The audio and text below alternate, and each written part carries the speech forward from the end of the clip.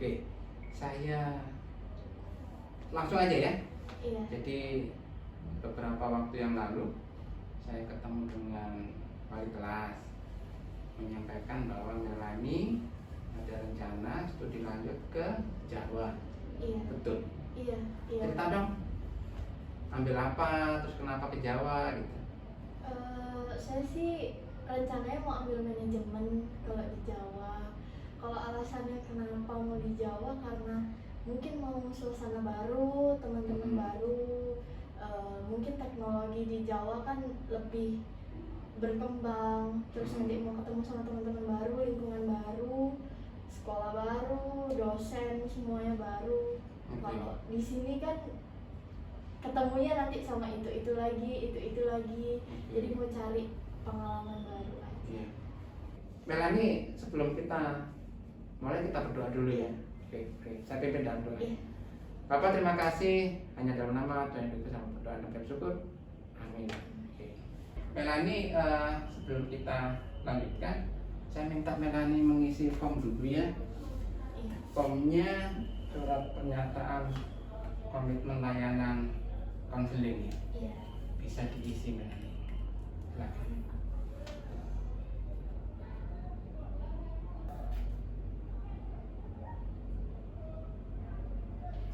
Oke. Terima kasih.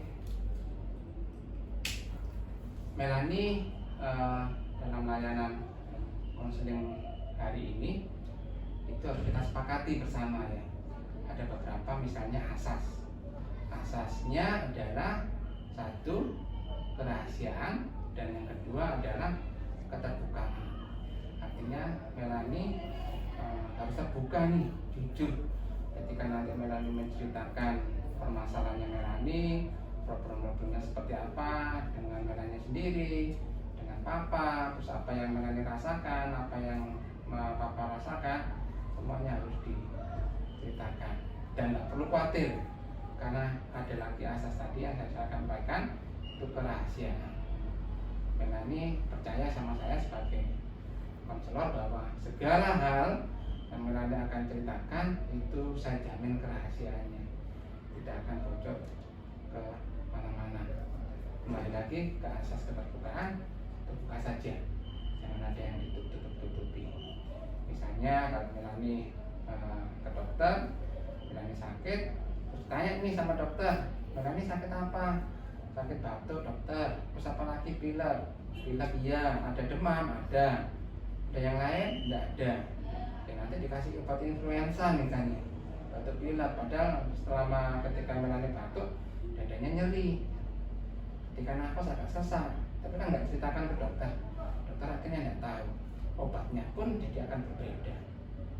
Jadi kembali lagi, satu, keterbukaan, jujur saja apa yang Melani rasakan. Paham? Paham. Ada yang mau ditanyakan? Nggak ada. Oke. Kalau boleh tahu apa masalahnya? Sama Papa sih Pak, Papa melarang untuk ke Jawa, sedangkan kalau saya tanya Papa nggak pernah jawab kenapa alasan melarang saya ke Jawa, cuma dibilang nggak usah di sini aja, sampai akhirnya waktu itu sempat berselisih paham karena saya maunya ke Jawa, Papa nggak mengizinkan, tapi Papa juga nggak kasih alasan yang jelas kenapa. Oke. Terus perasaannya Melani sekarang seperti apa?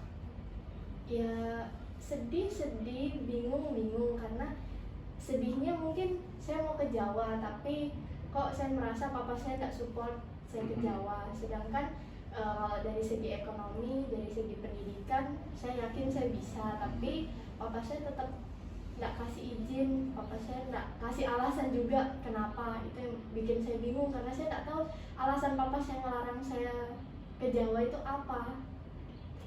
Papa nggak pernah bilang, nggak pernah sampaikan. Ini loh alasannya A, B, C, D gitu. Belum pernah sampaikan. Kalau komunikasi dengan Papa baik? Iya gitu Pak, Papa orangnya kalau ngomong ya seperlunya aja, sisanya sibuk sama aktivitasnya, ngobrol sama anaknya intens, cerita gimana gitu kurang kalau Papa.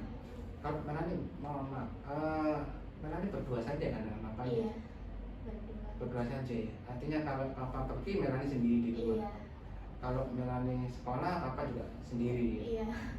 Oke. Oke, Melani, tadi saya sudah dapat nih kesimpulannya. Yang pertama adalah Melani pengen kuliah ke Jawa, cuman papa melarang. Terus yang kedua, Melani pengen tahu nih alasannya apa seperti apa. Terus ketiga, ada komunikasi yang saya pikir kurang lancar dengan papa, maunya papa apa, maunya Melani apa, itu tidak tersampaikan dengan baik. Nah, oke. Hari ini kita akan melaksanakan konseling. Tekniknya adalah kursi kosong. Konsepnya adalah here and now, sekarang dan di sini. Artinya nanti Melani akan memerankan dua tokoh, sebagai Melani dan sebagai papa. Nanti ketika Melani duduk di sini sebagai Melani, nanti ketika Melani duduk di sini sebagai papa. Misalnya waktu itu marahnya seperti apa sih papa? Nah, Melani memposisikan seperti ini di sini, mempraktekkan apa seperti apa konsepnya tadi, dia kenal dan keterbukaan. Bayangkan nanti Melani apa yang sudah papa katakan di kemarin itu di sini, misalnya di sini. Nggak mau tahu saya, nah seperti apa kan saya nggak tahu nih. Nanti Melani nanti coba ketika pindah di sini mempraktekkan apa yang papa katakan, mulai dari postur, gestur, intonasi, suara, volume dan sebagainya. Kalau bisa sepersis mungkin. Nah, nanti ketika papa ngomong di sini, apa sih yang Melani rasakan ketika papa ngomong seperti itu? Nah, mulai gestur tubuh, tangan, kaki, mata, menangis kah, tertawa kah, atau ikut-ikutan marah kah? Nanti juga bisa dipraktekkan di sini. Ada pertanyaan? Paham ya? Nanti dua tokoh saling bergantian antara Melani dengan papa. Iya. Bisa kita mulai? Bisa. Oke. Ketika terjadi perdebatan dengan papa itu masih ingat? Masih, Pak. Oke. Melani duduknya bisa lebih santai, bisa rileks, terus bisa pejamkan mata nih. Pejamkan mata. Melani bayangkan kejadian hari itu seperti apa Melani rasakan. Mulai intonasi suara, terus tekanan, gestur tubuh papa, gestur tubuhnya Melani, ketika papa marah seperti apa, ketika Melani mendengarkan papa marah itu Melani responnya seperti apa. Coba bayangkan supaya nanti bisa diingat-ingat kembali secara detailnya seperti apa. Oke, tarik nafas, hembuskan, tarik nafas.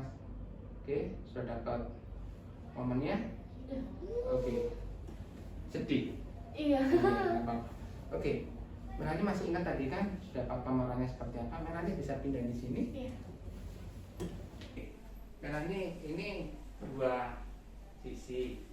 Jadi Melani di sini papa.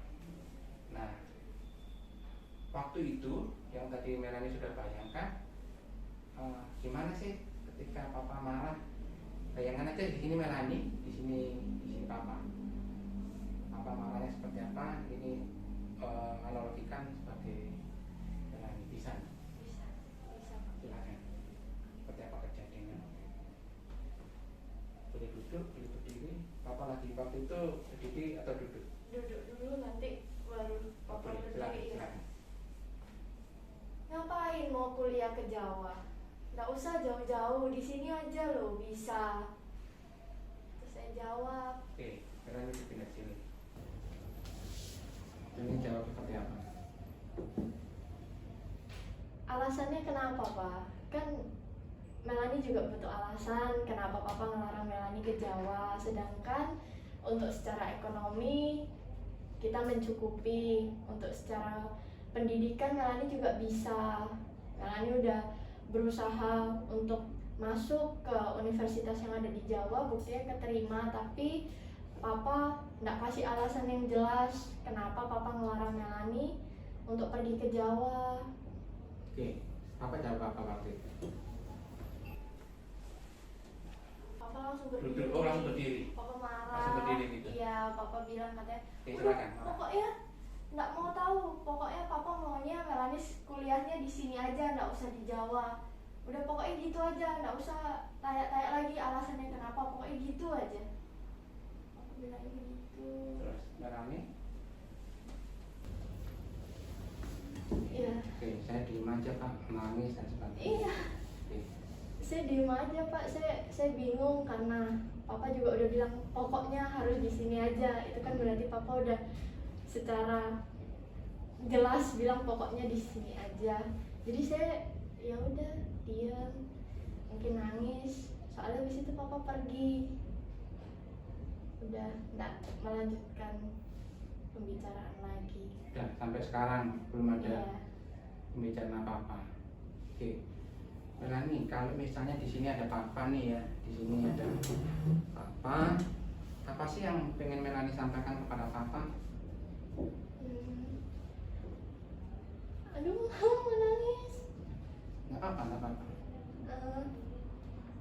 Pak, Melanie tahu alasannya sebenarnya kenapa, tapi Melanie cuma mau denger dari mulutnya Papa, karena sebenarnya Melanie tahu kalau Papa nggak mau sendirian.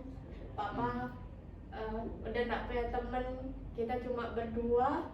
Jadi sebenarnya Melanie tahu alasan kenapa Papa ngelarang keras Melanie untuk kuliah di Jawa, tapi Melanie cuma mau dengar jawabannya aja dari Papa kenapa, supaya Melanie bisa dapat jawaban yang jelas, dan akhirnya Melanie juga pasti milih di sini kok buat nemenin Papa, karena dari alasan yang Melanie tahu, Papa selama ini tuh gengsi untuk menyampaikan kalau sebenarnya Papa nggak mau sendiri, karena Melanie juga cuma anak satu-satunya, sedangkan Papa juga single parent yang kalau misalkan Melanie ke Jawa otomatis Papa sendirian di sini. Jadi Melanie tahu alasannya Papa ngelarang itu karena apa. Jadi Melanie cuma mau denger itu aja dari Papa, tapi Papa nggak pernah nyampein itu secara langsung ke Melanie. Oke, artinya Melanie kan tahu sekarang ya apa sih alasannya Papa. Tadi kan sebelum kita bermain kursi kosong tadi di awal, Melanie sampaikan tidak tahu nih alasannya apa-apa gitu ya, pokoknya kan gitu. Tapi dengan ini kan Melanie paham dengan sendirinya bahwa oh ternyata Papa sayang sama Melanie gitu ya, Papa cinta sama Melanie sedemikian cintanya sehingga Melanie mau ke Jawa saja apa namanya ya, bukan tidak direstui, tapi bayangin kehilangan anak satu-satunya perempuan lagi ke Jawa, dimintanya ke sini. Cuman mungkin apa ibu Papa ya, ibu Papa, ibu laki-laki tidak mau, sulit untuk mengungkapkan rasa sayang gitu ya. Beda sama mama gitu ya, sama perempuan agak sedikit beda gitu ya. Oke. Jadi setelah Melanie paham seperti ini, apa yang rencana Melanie ke depan? Iya, kalau rencana saya sih Pak, mungkin saya menetap di sini aja, menemenin Papa, karena jurusan yang mau saya ambil di Jawa kan ada juga di sini. Jadi saya lebih memilih ya menemani Papa lah di sini, karena manajemen yang mau saya ambil di Jawa kan di Lombok juga ada. Jadi Tapi berbeda jadi ya sama Iya. sama tujuannya Melani ketemu dengan teman-teman baru, nggak apa-apa. nggak apa-apa. Nggak apa-apa Saya ya. lebih milih nemenin papa saya aja. Oke. Terus nanti kalau misalnya sampai rumah ketemu dengan papa, apa yang mau Melani sampaikan ke papa? Minta maaf.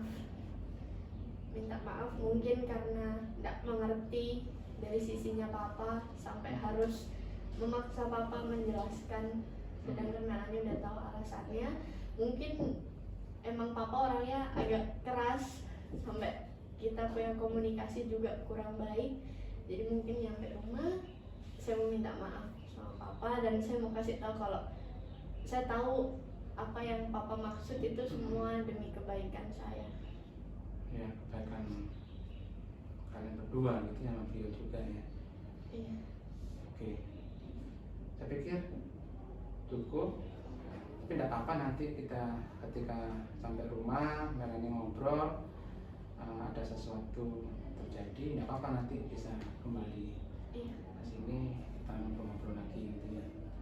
Dan saya tenang bahwa Melani bisa apa namanya menyimpulkan sendiri apa sih yang dirasakan papa gitu ya. Iya. Ketika papa bukan ya, mampu memahami apa sih maksudnya papa melarang gitu kan, Iya. tanpa papa mengucapkan alasannya seperti apa. Iya. Sebetulnya kalian berdua, papa sama Melani, sebetulnya saling menyayangi gitu ya. Iya. Kesulitan untuk menyampaikan. Nah dari sini nanti misalnya pulang bisa ke papa, minta maaf mintanya, jalin hubungan lagi, komunikasi lebih baik, lebih lancar, tidak usah malu-malu gitu ya, tidak usah jaga image ya. Kalau Melani mau sampaikan sesuatu ke papa ya sampaikan saja, nanti Melani juga sampaikan gitu sama papa. Kalau papa mau menyampaikan sesuatu ya sampaikan saja, tidak usah ada yang ditutup-tutupi gitu ya. Iya. Sebagai bentuk sayangnya Melani sama papa dan papa ke Melani. Iya. Oke, Melani ada yang mau disampaikan? Iya, Pak. Sudah Cukup? cukup. Cukup. Oke, kita berdoa ya. Iya. Mari kita doa. Bapak terima kasih untuk hari ini. Hanya dalam nama Tuhan Yesus kami berdoa dan bersyukur. Amin.